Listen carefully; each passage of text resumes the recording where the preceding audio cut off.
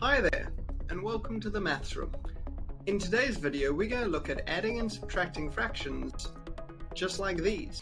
Now, to add a little bit more value to our fractions, let's pretend that you're at a birthday party and there's pizza involved. Someone else at the party has got pizza as well, and they want to swap with you.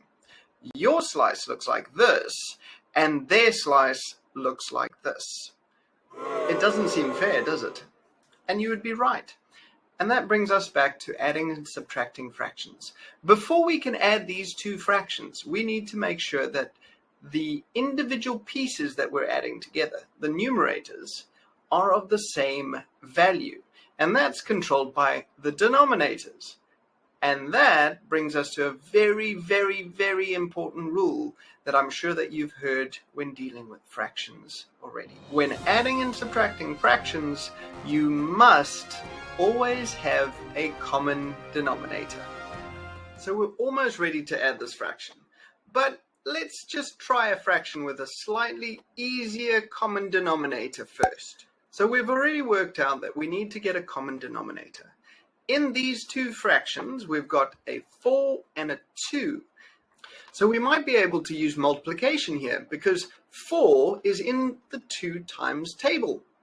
Now, we won't get into too much detail with equivalent fractions, but if that's something that you want us to have a look at, let us know in the comments down below. So if we multiply the 2 by 2, we will get 4.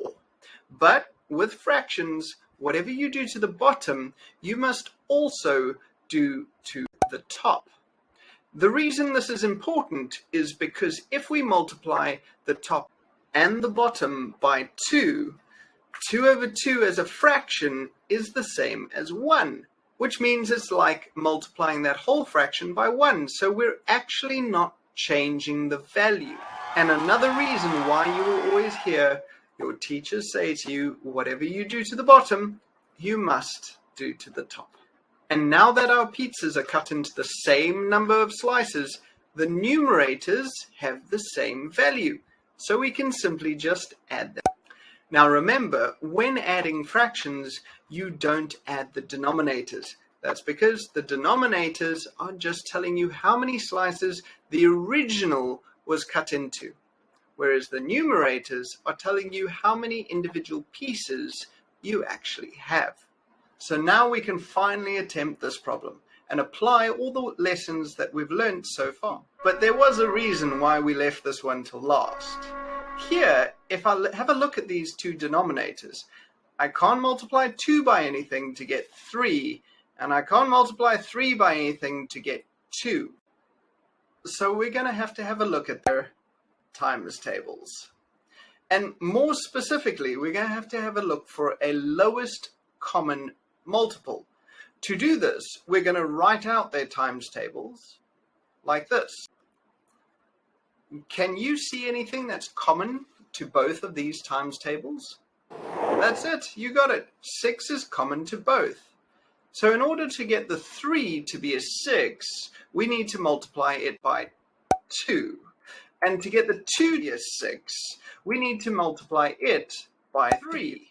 And once again, remembering our rule, whatever we do to the bottom, we must do to the top, we can carry out our fraction calculations.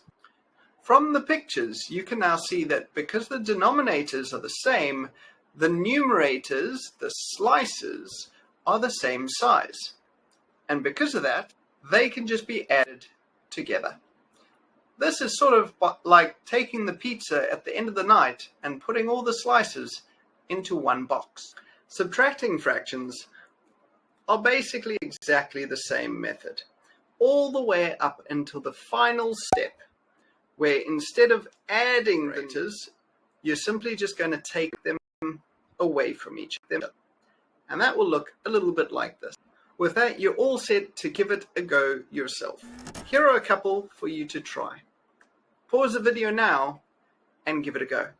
Just remember, when we're doing mathematics, it's always helpful to do it with a pen and a piece of paper so that you can do full calculations and don't make silly mistakes.